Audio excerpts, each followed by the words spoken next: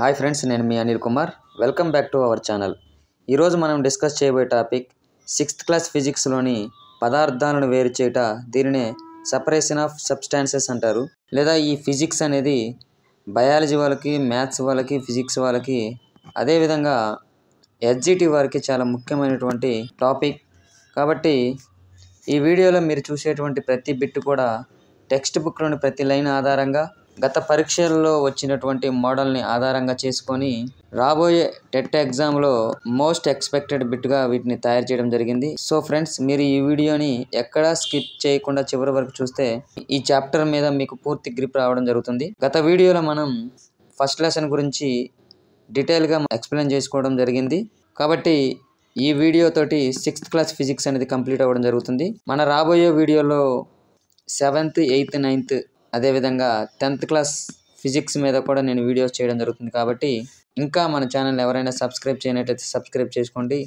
అదేవిధంగా నోటిఫికేషన్ని ఆన్ చేసుకున్నట్లయితే నేను వీడియో అప్లోడ్ చేయగానే మీకు రావడం జరుగుతుంది. కాబట్టి ఆలస్యం చేయకుండా మనం టాపిక్లోకి వెళ్ళిపోదాం. Question number 1. పొట్టు మరియు రాళ్లను ధాన్యం నుండి క్రింది ఏ పద్ధతి ద్వారా వేరు చేయవచ్చు? ఆప్షన్ 1 చేతితో ఏరివేయడం, ఆప్షన్ 2 తూర్పారబట్టడం, ఆప్షన్ 3 వడపోత, ఆప్షన్ 4 బాష్పీభవనం. కరెక్ట్ ఆన్సర్ ఈజ్ ఆప్షన్ 1 చేతితో ఏరివేయడం. ఎందుకు వేరు చేస్తామంటే ఉపయోగపడేటువంటి 2 విభిన్న అంశాలను వేరు చేయడం కోసం ఈ వేరు చేసిన అంశాలను మనం ఏం చేస్తామంటే పారవేయడం అనేది జరుగుతుంది. ఉదాహరణకి బియ్యం నుంచి రాళ్ళను వేరు చేసినప్పుడు ఆ రాళ్ళను మనము పారవేయడం అనేది జరుగుతుంది. కాబట్టి కరెక్ట్ ఆన్సర్ ఈజ్ ఆప్షన్ 1 చేతితో ఏరివేయడం. వరి గింజలను దాని దుబ్బుల నుంచి వేరు చేసే పద్ధతిని ఏమంటారు? What is the process of separating paddy grains from their husk called? Option 1 తూర్పారబట్టడం, ఆప్షన్ 2 చేతితో వేరు చేయడం, ఆప్షన్ 3 జల్లెడ పట్టడం, ఆప్షన్ 4 నూర్పిడి. కరెక్ట్ ఆన్సర్ వచ్చేసి ఆప్షన్ 4 నూర్పిడి.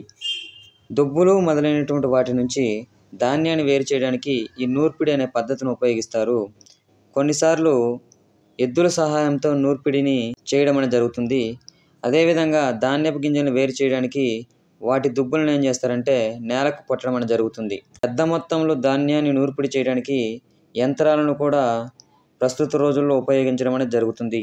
కాబట్టి వరి గింజలను దాని దుబ్బుల నుంచి వేరు చేసే పద్ధతిని ఏమంటారంటే నూర్పిడి అనడం జరుగుతుంది. Bit number 3. క్రింది ఏ ప్రక్రియ ద్వారా సముద్రపు నీటి నుండి ఉప్పు లభిస్తుంది? Which process help to obtain salt from sea water? Option 1 బాష్పీభవనం లేదా ఎవాపరేషన్, ఆప్షన్ 2 ఉత్పాదనం, దీన్నే డిస్టిలేషన్ అంటారు, ఆప్షన్ 3 నిక్షేపణం సెడిమెంటేషన్, ఆప్షన్ 4 సాంద్రీకరణం లేదా condensation. Correct answer is option 1 బాష్పీభవనం. ఫ్రెండ్స్, నేను ఆల్రెడీ చెప్పాను, మీకు సమయం అనేది తక్కువగా ఉండడం వల్ల నేను ప్రతి ఆప్షన్ని అదేవిధంగా పూర్తి ఎక్స్ప్లెనేషన్ ఇవ్వలేకపోతున్నాను. బట్ బిట్ మాత్రం ఈ చాప్టర్లో నుంచి మిస్ అయ్యే ఛాన్సే లేదు. కాబట్టి మీరు ఈ బిట్స్ చూసుకొని ఎగ్జామ్కి వెళ్ళినా కానీ మీకు ఈ లెసన్ నుంచి ఒకవేళ బిట్ వచ్చినట్లయితే ఖచ్చితంగా మీరు ఆన్సర్ చేయగలరు ఫ్రెండ్స్. ఎందుకంటే గతంలో ఈ టాపిక్ నుంచి ఒక బిట్ రావడం జరిగింది. అదేంటనేది నేను ఈ వీడియోలోనే చెప్తాను. అదేవిధంగా వీడియో చివరిలో బ్రీఫ్గా మీకు ప్రతి దాని గురించి ఎక్స్ప్లెనేషన్ ఇవ్వడం జరుగుతుంది. దీనికి కరెక్ట్ ఆన్సర్ వచ్చేసి ఆప్షన్ 1 బాష్పీభవనంగా చెప్పవచ్చు. ఒక ద్రవంలో కరిగి ఉన్న ఘన పదార్థాన్ని వేరు చేయడానికి క్రింది ఏ ప్రక్రియను ఉపయోగిస్తారు? Which process is used to separate a solid dissolved in a liquid? Option 1 బాష్పీభవనం లేదా ఎవాపరేషన్, ఆప్షన్ 2 నిక్షేపణం, ఆప్షన్ 3 సాంద్రీకరణం, ఆప్షన్ 4 వడపోత. అంటే ఇక్కడ బిట్ ఏమంటున్నాడంటే సముద్రపు నీటి నుండి ఉప్పును ఎలా వేరు చేస్తారు, ఈ ప్రక్రియను ఏమంటారని అనడం జరుగుతుంది. సింపుల్గా ఇక్కడ ద్రవం అంటే సముద్రపు నీటిని తీసుకోవచ్చు, ఘన పదార్థం అంటే ఉప్పుగా మనం చెప్పవచ్చు. దీనికి కరెక్ట్ ఆన్సర్ ముందే చెప్తాను, ఆప్షన్ 1 బాష్పీభవనం. అది ఎలా జరుగుతుంది అంటే సాధారణంగా సముద్రపు నీటిలో చాలా లవణాలు కరిగి ఉంటాయి. ఈ లవణాలలో ఒక సాధారణ లవణము ఉప్పు అనమాట. సముద్రపు నీటిని లోతులేని గుంటల్లో నిలిపి ఉంచినప్పుడు నీరు అనేది సూర్యరశ్మి ద్వారా వేడెక్కి నెమ్మదిగా బాష్పీభవనం ద్వారా నీటి ఆవిరిగా మారడం జరుగుతుంది. ఇలా కొన్ని రోజులు జరిగిన తర్వాత చివరికి నీరు పూర్తిగా ఆవిరైపోయి ఘన లవణాలు మాత్రమే మిగిలిపోతాయి. ఇలా మిగిలినటువంటి లవణాల మిశ్రమాన్ని మరింత శుద్ధి చేయడం ద్వారా మనము సాధారణ ఉప్పుని పొందడం అనేది జరుగుతుంది. కాబట్టి ఒక ద్రవంలో కరిగి ఉన్న ఘన పదార్థాన్ని వేరు చేయడానికి ఏ ప్రక్రియను ఉపయోగిస్తారంటే బాష్పీభవనం అనే ప్రక్రియను ఉపయోగించడం జరుగుతుంది. ద్రవ స్థితిలోకి మారకుండా ఘన స్థితి నుంచి నేరుగా వాయు స్థితిలోకి మారడాన్ని ఏమంటారు? What is the process in which a solid changes direct into gas without becoming liquid? Option 1 ఉత్పతనం, ఆప్షన్ 2 బాష్పీభవనం, ఆప్షన్ 3 నిక్షేపణం, ఆప్షన్ 4 సాంద్రీకరణం. ఏదైనా ఒక పదార్థానికి 3 స్థితులు ఉండడం జరుగుతుంది. అవి 1 ఘన స్థితి, 2 ద్రవ స్థితి, 3 వాయు స్థితి. ఘన స్థితిని సాలిడ్ స్టేట్ అంటారు, ద్రవ స్థితిని లిక్విడ్ స్టేట్ అంటారు, వాయు స్థితిని గ్యాసియస్ స్టేట్ అంటారు. ఈ ఘన స్థితికి ఆకారం అనేది స్థిరంగా ఉండదన్నమాట. ఉదాహరణకు చూసుకున్నట్లయితే ఐస్ని మనం ఘన స్థితికి ఉదాహరణగా చెప్పవచ్చు. రెండవది చూసుకున్నట్లయితే ద్రవ స్థితి లేదా లిక్విడ్ స్టేట్. దీని యొక్క ఆకారం కూడా స్థిరంగా ఉండదు. ఇది పాత్ర ఆకారాన్ని పొందడం అనేది జరుగుతుంది. వీటికి ఉదాహరణగా నీరు, పాలు, నూనెను చెప్పవచ్చు. అదేవిధంగా మూడవగా చూసుకున్నట్లయితే వాయు స్థితి లేదా గ్యాసియస్ స్టేట్. దీనికి ఆకారం, పరిమాణం 2 కూడా స్థిరంగా ఉండవు. ఉదాహరణకి చూసుకున్నట్లయితే నీటి ఆవిరిని మనం చెప్పవచ్చు. అయితే ఇక్కడ క్వశ్చన్ ఏంటంటే ద్రవ స్థితిలోకి మారకుండా ఘన స్థితి నుంచి నేరుగా వాయు స్థితిలోకి మారని ఏమంటారు అనడం జరుగుతుంది. అంటే ఒక ఐస్ అనేది ద్రవ రూపంలోకి మారకుండా, అంటే నీరుగా మారకుండా డైరెక్ట్గా నీటి ఆవిరిగా మారే ప్రక్రియను ఏమంటారని అడగడం జరుగుతుంది. దీనికి కరెక్ట్ ఆన్సర్ వచ్చేసి ఆప్షన్ 1 ఉత్పతనం. మరి బాష్పీభవనం అంటే ఏంటి సార్ అంటే నీరు ఆవిరిగా మారే ప్రక్రియను ఏమంటారంటే బాష్పీభవనం అనడం జరుగుతుంది. నీరు ఆవిరిగా మారే ప్రక్రియను ఏమంటారు? What is the process in which water changes into vapour? Option 1 ఉత్పతనం, ఆప్షన్ 2 నిక్షేపణం, ఆప్షన్ 3 బాష్పీభవనం, ఆప్షన్ 4 సాంద్రీకరణం. కరెక్ట్ ఆన్సర్ ఈజ్ ఆప్షన్ 3 బాష్పీభవనం. బాష్పీభవనం మనం ఎక్కువగా ఎక్కడ గమనిస్తామంటే మనం సాధారణంగా ఇంట్లో అన్నం వండేటప్పుడు పొంగు రావడం అనేది జరుగుతుంది. అప్పుడు నీరు అనేది ఆవిరి రూపంలో పైకి వెళ్ళడం జరుగుతుంది. కాబట్టి మీరు ఇది రెగ్యులర్గా చూసేటువంటి ప్రక్రియ కాబట్టి దీన్ని మీరు సులభంగా ఆన్సర్గా పెట్టవచ్చు. ఆప్షన్ 3 బాష్పీభవనం. ఫ్రెండ్స్, నాది ఒక చిన్న స్మాల్ రిక్వెస్ట్. ఈ వీడియో చూస్తున్న వాళ్ళు ఎవరైనా ఎడ్జిటి వారు ఉన్నా, అదేవిధంగా వీడియో చేస్తున్న ప్రతి ఒక్కరూ మీకు తెలిసిన ఎవరైనా ఎడ్జిటి ఫ్రెండ్స్ కానీ ఎడ్జిటి గ్రూప్స్లో కానీ మీరు ఉన్నట్లయితే ఈ లింక్ని మీరు అక్కడ షేర్ చేసినట్లయితే మీరు నాకు సహాయం చేసిన వాళ్ళు అవుతారు. ఎందుకంటే ఇది ఎడ్జిటి వాళ్ళకు కూడా చాలా ఉపయోగపడేటువంటి చాప్టర్స్. ఎందుకంటే వాళ్ళు టెట్కి 8th వరకు చదవాలి, డిఎస్సికి 10th వరకు చదవాలి. కాబట్టి మన ఛానల్లో ఫిజిక్స్ గురించి వీడియోలు చేస్తున్నాను కాబట్టి ఇక్కడ మిమ్మల్ని రిక్వెస్ట్ చేయడం జరుగుతుంది. మీకు తెలిసిన ఎడ్జిటి గ్రూప్స్లో కానీ మీకు తెలిసిన ఎడ్జిటి ఫ్రెండ్స్ కానీ ఉన్నట్లయితే దయచేసి ఈ వీడియోని వారికి షేర్ చేయండి. నెక్స్ట్ బిట్ చూసుకున్నట్లయితే గోధుమలు, బియ్యం లేదా పప్పుల నుంచి ధూళి, రాయి, పొట్టు వంటి కొంచెం పెద్ద పరిమాణంలో ఉన్న మలినాలను వేరు చేయడానికి ఈ క్రింది ఏ పద్ధతిని ఉపయోగిస్తారు? Which method is used to separate slightly larger impurities like dust, stones, husk from wheat, rice or pulses? Option 1 చేతితో ఏరివేయడం, హ్యాండ్ పికింగ్, ఆప్షన్ 2 నూర్పిడి, గ్రైండింగ్, ఆప్షన్ 3 తూర్పారబట్టడం, థ్రెషింగ్, ఆప్షన్ 4 వడపోత లేదా sewing. Correct answer is option 1 చేతితో ఏరివేయడం అనమాట. మనం మొదటి బిట్లో చెప్పుకున్నట్లుగా పొట్టు, రాళ్ళను ధాన్యం నుంచి వేరు చేసే పద్ధతి అన్న, అదేవిధంగా ఇప్పుడు చెప్పిన ఈ బిట్కి కూడా చేతితో ఏరివేయడం అనేది ఉదాహరణగా చెప్పవచ్చు. సాధారణంగా మనము అన్నం వండే ముందుగా చేతితో దాంట్లో ఉన్నటువంటి రాళ్ళను ఏం చేస్తామంటే చేతితో ఏరివేయడం అనేది జరుగుతుంది. కాబట్టి ఇలాంటి బిట్స్ని కూడా మీరు సింపుల్గా గుర్తుపెట్టుకోవడానికి మాత్రమే ఇలాంటి ఎగ్జాంపుల్స్ నేను చెప్పడం జరుగుతుంది. వరి దుబ్బుల నుంచి గింజలను వేరు చేసే పద్ధతినే నూర్పిడి అనడం జరిగింది అని చెప్పాను. అదేవిధంగా తూర్పారబట్టడం మరియు వడపోత అనేది రాబోయే బిట్స్లో నేను ఎక్స్ప్లెయిన్ చేస్తాను. Bit number 8. ఏదైనా ఒక మిశ్రమంలోని వేరువేరు అంశాలను వేరు చేయుటకు లేదా బరువైన ధాన్యపు గింజల నుంచి తేలికైన పొట్టును వేరు చేయుటకు ఉపయోగించే పద్ధతి ఏది? Which method is used to separate different components of a mixture or to separate lighter husk from heavier grain? Option 1 నూర్పిడి లేదా గ్రైండింగ్, ఆప్షన్ 2 చేతితో ఏరివేయడం, హ్యాండ్ పికింగ్, ఆప్షన్ 3 తూర్పార పట్టడం, విన్నోవింగ్, ఆప్షన్ 4 వడపోత లేదా సీవింగ్.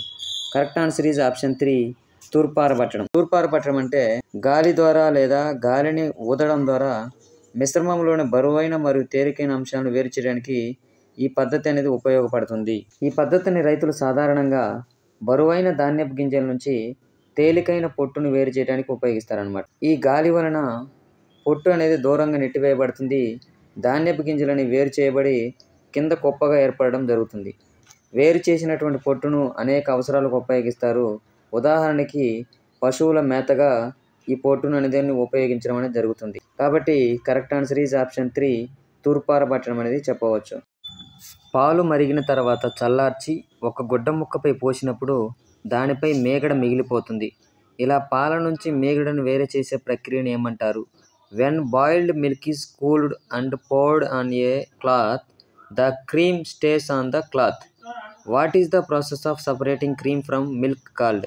ఆప్షన్ 1 వడపోత లేదా ఫిల్టరేషన్, ఆప్షన్ 2 నూర్పిడి లేదా గ్రైండింగ్, ఆప్షన్ 3 తూర్పారబట్టడం లేదా వైన్నోవింగ్, ఆప్షన్ 4 బాష్పీభవనం. ఆల్రెడీ నేను బాష్పీభవనం గురించి చెప్పడం జరిగింది, తూర్పారబట్టడం గురించి చెప్పడం జరిగింది, నూర్పిడి గురించి కూడా చెప్పడం జరిగింది. కాబట్టి కరెక్ట్ ఆన్సర్ ఈజ్ ఆప్షన్ 1 వడపోత. వడపోతకి మరొక దాని ఉదాహరణ చెప్పవచ్చు. మనం సాధారణంగా టీ చేసుకునేటప్పుడు టీ నుంచి దాంట్లో ఉన్నటువంటి టీ పొడిని వేరు చేయడానికి ఏ పద్ధతిని ఉపయోగిస్తామంటే ఈ వడపోత అనే పద్ధతిని ఉపయోగిస్తారు. ఫ్రెండ్స్, నేను ఇచ్చేటువంటి ఎక్స్ప్లెనేషన్ మరియు నేను తయారు చేసేటువంటి బిట్స్ మీకు నచ్చినట్లయితే మీ కామెంట్ని తెలియజేయండి. అదేవిధంగా లైక్ చేయడం మర్చిపోవద్దు. లైక్ చేయగానే మీకు హైప్ అనేటువంటి ఆప్షన్ వస్తుంది. హైప్ని మీరు క్లిక్ చేయండి. అదేవిధంగా ఇంకా ఎవరైనా ఈ వీడియోని చూస్తూ సబ్స్క్రైబ్ చేయనట్లయితే సబ్స్క్రైబ్ చేయండి. అదేవిధంగా కొత్తగా ఎవరైనా మన ఛానల్ని విజిట్ చేసినట్లయితే మన ఛానల్లో బయాలజీకి సంబంధించినటువంటి, సైకాలజీకి సంబంధించినటువంటి వీడియోలు ఎన్నో ఉన్నాయి. వాటిని ఒకసారి మీరు చూడండి. అదేవిధంగా కొత్తవారు ఎవరైనా చూస్తున్నట్లయితే సబ్స్క్రైబ్ చేయడం మర్చిపోకండి. ఇక నెక్స్ట్ బిట్ ఇంపార్టెంట్ బిట్. ఒకదానితో ఒకటి కలవని రెండు ద్రవాల మిశ్రమాన్ని వేరు చేయడానికి ఉపయోగించే పద్ధతిని ఏమంటారు? ఆప్షన్ 1 తేర్చడం, ఆప్షన్ 2 అవక్షేపణం, ఆప్షన్ 3 వడపోత, ఆప్షన్ 4 నూర్పిడి. Correct answer is option 1 తేర్చడం. దీన్నే డికానిటేషన్ అంటారు. ఉదాహరణకి నీరు మరియు నూనె యొక్క మిశ్రమాన్ని తీసుకున్నట్లయితే ఇవి రెండు కూడా ద్రవాలే, అయినప్పటికీ ఇవి రెండు కలవవు. కొంతసేపు వాటిని కదిలించకుండా ఉంచినట్లయితే నూనె పైకి చేరడం జరుగుతుంది, నీరు క్రిందకి చేరడం జరుగుతుంది. ఈ విధంగా పై భాగంలో వచ్చినటువంటి ద్రవాన్ని నెమ్మదిగా వంపి తీసేయడాన్ని ఏమంటారంటే తేర్చడం అని అనడం జరుగుతుంది. నూనె మరియు నీరు వంటి రెండు కలవని ద్రవాలను వేరు చేసే ప్రక్రియను ఏమంటారు? ఆప్షన్ 1 తేర్చడం, ఆప్షన్ 2 అవక్షేపణం, ఆప్షన్ 3 వడపోత, ఆప్షన్ 4 సాంద్రీకరణం. ఇప్పుడే దీని గురించి డిస్కస్ చేయడం జరిగింది. Correct answer is option 1 తేర్చడం. ఇసుక మరియు నీటి మిశ్రమాన్ని కొంతసేపు కదలకుండా ఉంచినప్పుడు ఇసుక వంటి బరువైన కణాలు నీటి అడుగు భాగంలో చేరి నీరు పై భాగంలో స్పష్టంగా కనిపించే ప్రక్రియను ఏమంటారు? ఆప్షన్ 1 అవక్షేపణం లేదా సెడిమెంటేషన్, ఆప్షన్ 2 తేర్చడం లేదా డికాంటేషన్, ఆప్షన్ 3 వడపోత లేదా ఫిల్టరేషన్, ఆప్షన్ 4 సాంద్రీకరణం లేదా కండెన్సేషన్. యాక్చువల్గా నేను తయారు చేసిన క్వశ్చన్ ఏంటంటే అవక్షేపణానికి ఉదాహరణ అనమాట. ఆ ఉదాహరణని నేను క్వశ్చన్గా తయారు చేసి మీకు అర్థమయ్యే విధంగా తయారు చేయడం జరిగింది. కాబట్టి కరెక్ట్ ఆన్సర్ వచ్చేసి అవక్షేపణం. అంటే ఏదైనా ఒక మిశ్రమాన్ని తీసుకున్నప్పుడు ఆ మిశ్రమంలో ఉన్నటువంటి బరువైనటువంటి అంశం అనేది అడుగు భాగానికి చేరి తేలికైనటువంటి అంశం అనేది పై భాగానికి చేరడాన్ని ఏమంటారంటే అవక్షేపణం అనడం జరుగుతుంది. మనం ఇందాక మాట్లాడుకున్నట్లుగా తేర్చడం అంటే ఏంటంటే ఏదైనా ఒక మిశ్రమాన్ని తీసుకున్నప్పుడు ఆ మిశ్రమంలో ఉన్నటువంటి రెండు అంశాలను కలవకుండా వేరు రెండు పొరలుగా ఏర్పడడాన్ని ఏమంటారంటే తేర్చడం అని మనం మాట్లాడుకోవడం జరిగింది. కాబట్టి దీనికి కరెక్ట్ ఆన్సర్ వచ్చేసి ఆప్షన్ 1 అవక్షేపణంగా చెప్పవచ్చు. ఫ్రెండ్స్, ఇప్పుడు మీకు అర్థమైంటుంది అనుకుంటున్నాను. అవక్షేపణానికి తేర్చడానికి మధ్య డిఫరెన్షియేషన్ అనేది ఏంటంటే రెండు ఒకేలాగా ఉన్నాయి, కానీ వాటి మధ్య డిఫరెన్షియేషన్ని నేను క్లియర్గా మీకు ఎక్స్ప్లెయిన్ చేయడం జరిగింది. కాబట్టి మీకున్నటువంటి ఏదైతే అవక్షేపణానికి తేర్చడానికి మధ్య డౌట్ ఉందో అది మీకు తొలగిపోయిందని నేను అనుకుంటున్నాను. Next bit important bit. గత టెట్లో వచ్చినటువంటి బిట్ ఇది. నీటి ఆవిరిని ద్రవ రూపంలోకి మార్చే ప్రక్రియను ఏమంటారు? What is the process of converting water vapour into liquid? Option 1 సాంద్రీకరణం లేదా కండెన్సేషన్, ఆప్షన్ 2 బాష్పీభవనం లేదా ఎవాపరేషన్, ఆప్షన్ 3 ఉత్పతనం లేదా సబ్లిమేషన్, ఆప్షన్ 4 అవక్షేపణం లేదా sedimentation. Correct answer is option 1 సాంద్రీకరణం లేదా కండెన్సేషన్. ఇక్కడ మీకు ఈ 4 విషయాల గురించి నేను చెప్పడం జరుగుతుంది. సాంద్రీకరణం అంటే మీకు అర్థమైంది. నీటి ఆవిరిని ద్రవ రూపంలోకి అంటే ఏంటంటే నీరుగా మారే ప్రక్రియను ఏమంటారంటే సాంద్రీకరణం అనడం జరుగుతుంది. మరి బాష్పీభవనం అంటే ఏంటి సార్? నీటి ఆవిరిగా మార్చే ప్రక్రియను ఏమంటారంటే బాష్పీభవనం అనడం జరుగుతుంది.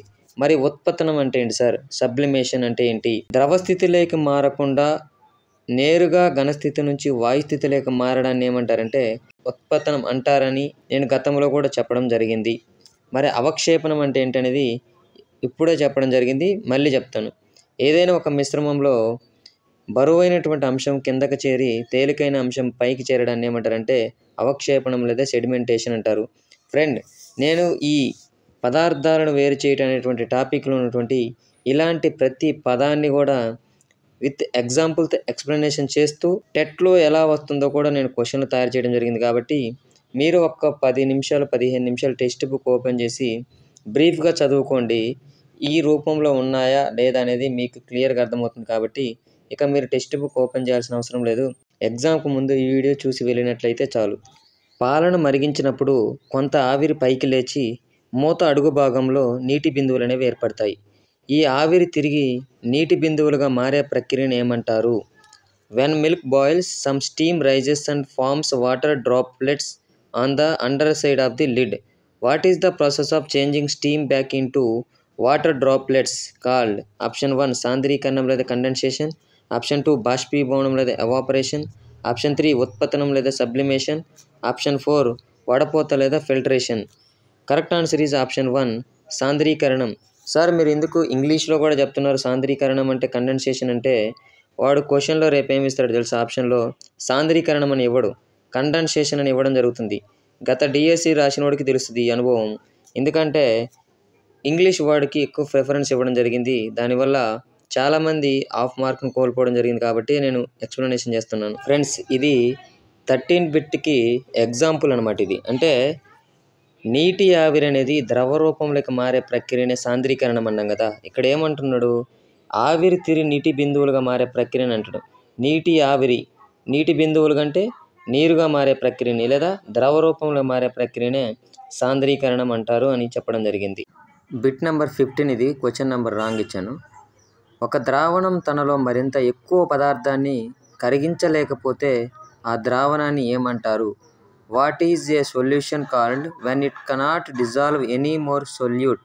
ఆప్షన్ 1 సాంద్రీకృత ద్రావణం, ఆప్షన్ 2 సన్నబడిన ద్రావణం, ఆప్షన్ 3 సంతృప్త ద్రావణం, ఆప్షన్ 4 అవక్షేప ద్రావణం. కరెక్ట్ ఆన్సర్ ఈజ్ ఆప్షన్ 3 సంతృప్త ద్రావణం. దీని గురించి నెక్స్ట్ బిట్లో ఎక్స్ప్లెనేషన్ ఇస్తాను.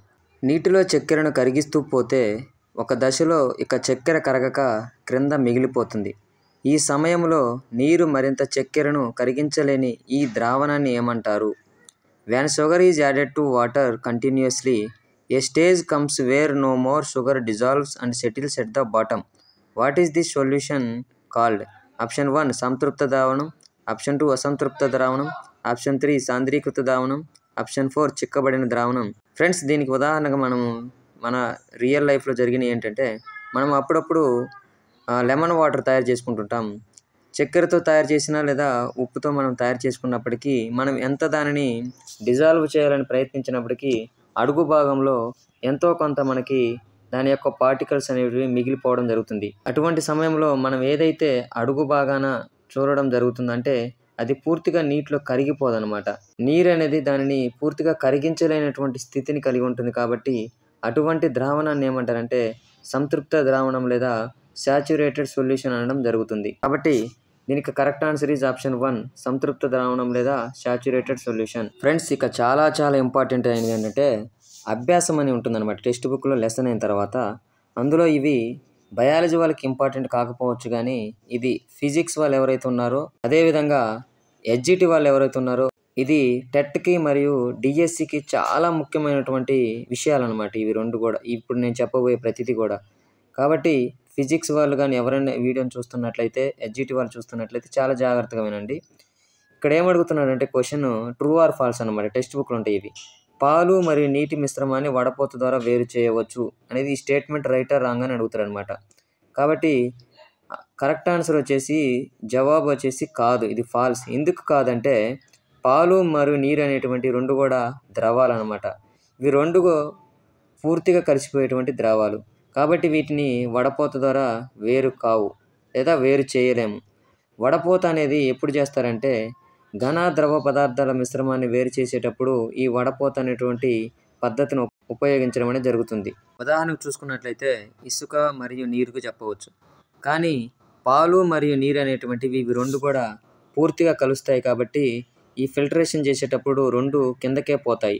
అందువల్ల పాలు నీరు మిశ్రమము వడపోతతో వేరవుతుందనేది తప్పు. రెండవ క్వశ్చన్, ఉప్పు చక్కెర పొడి మిశ్రమాన్ని తూర్పారబట్టడం ప్రక్రియ ద్వారా వేరు చేయవచ్చు అన్నాడు. ఇది రాంగ్ అనమాట. ఎందుకంటే తూర్పారబట్టడం అనేది తేలికైన పదార్థాన్ని బరువైన పదార్థాన్ని ఈ రెండింటిని గాలి సహాయంతో వేరు చేసే పద్ధతి కాబట్టి ఇది రాంగ్. ఉదాహరణకి పొట్టును గింజలను వేరు చేయవచ్చు, అదేవిధంగా దూదిని ధాన్యాన్ని వేరు చేయవచ్చు. కానీ ఉప్పు చక్కెర పొడి అనేటువంటి రెండు కూడా బరువులో దాదాపు ఒకే రకంగా ఉంటాయి. గాలి ఊదితే రెండు కలిసి ఎగిరిపోతాయి, విడిపోయేవి కాదు. పరిమాణం కూడా దగ్గరగా ఉంటుంది. అందువల్ల తూర్పారబట్టడం ద్వారా వీటిని వేరు చేయడం అనేది అసాధ్యం కాబట్టి ఈ మిశ్రమాన్ని వేరు చేయడానికి సరైన పద్ధతి ఈ తూర్పారబట్టడం అనేది కాదు. నెక్స్ట్ చూసుకున్నట్లయితే ధాన్యపు గింజలను పొట్టును తేర్చుట అనే ప్రక్రియ ద్వారా వేరు చేయవచ్చా అంటే జవాబు కాదు. ఎందుకు కాదంటే తేర్చుట అనేది రెండు కలవని ద్రవాలను వేరు చేయడానికి ఉపయోగించేటువంటి పద్ధతి. ఉదాహరణకి నీరు మరియు నూనె, లేదా మిశ్రమంలో ఉన్నటువంటి పై భాగంలోని స్వచ్ఛమైనటువంటి ద్రవాన్ని వంపి తీసివేయడానికి ఉపయోగించే పద్ధతినే తేర్చుట అంటారు.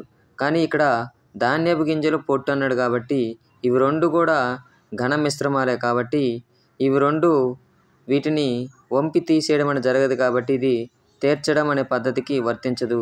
మరియు ధాన్యం మరియు పొట్టును వేరు చేయడానికి సరైన పద్ధతి ఏంటి సార్ అంటే తూర్పారబట్టడం అనమాట.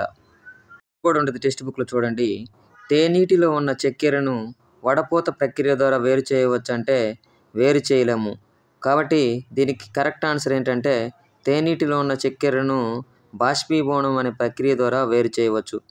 కాబట్టి ఫ్రెండ్స్, ఇందులో ఉన్నటువంటి ప్రతి పదం గురించి నేను చెప్పడం జరిగింది.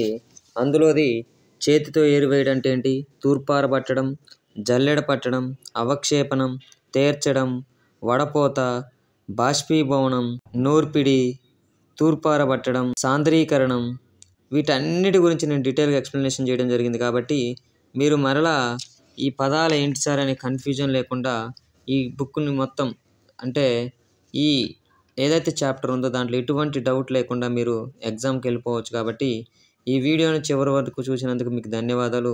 అదేవిధంగా ఎవరైనా మొదటిసారి నా వీడియోని చూస్తున్నట్లయితే లైక్ చేయండి, షేర్ చేయండి, కామెంట్ చేయండి. అదేవిధంగా ఈ వీడియో మాకు నచ్చింది సార్, ఈ వీడియో ద్వారా మేము చాలా నేర్చుకున్నామన్న వాళ్ళు తప్పకుండా మీ అభిప్రాయాన్ని కామెంట్ రూపంలో తెలియజేయండి. ఇప్పటివరకు నన్ను ప్రోత్సహించినటువంటి మీ అందరికీ ప్రత్యేకంగా ధన్యవాదాలు తెలియజేస్తున్నాను. ఫ్రెండ్స్, నెక్స్ట్ రాబోయే వీడియోలో నేను RTE 2009 గురించి చేయాలనుకుంటున్నాను. అదేవిధంగా 7th class, 8th class, 9th class ఫిజిక్స్ని త్వరగా కంప్లీట్ చేయడానికి ట్రై చేస్తాను. ఇంకా బయాలజీ వాళ్ళు ఎప్పటి నుంచో ఎదురు చూస్తున్నటువంటి 6th class, 7th class content మొత్తం చేయడానికి ప్రయత్నిస్తాను. బయాలజీ కాంటెంట్లో కూడా ఒక లెసన్ చేస్తాను. కాబట్టి మీరు ఈ వీడియోలు త్వరగా మేము చూడాలనుకుంటున్నట్లయితే మన నోటిఫికేషన్ ఐకాన్ ఆన్ చేసి పెట్టుకున్నట్లయితే మీకు నోటిఫికేషన్ రూపంలో వస్తాయి. లేదా సమయాన్ని వృధా చేసుకోకుండా జాగ్రత్త చదువుకోండి. All the best friends.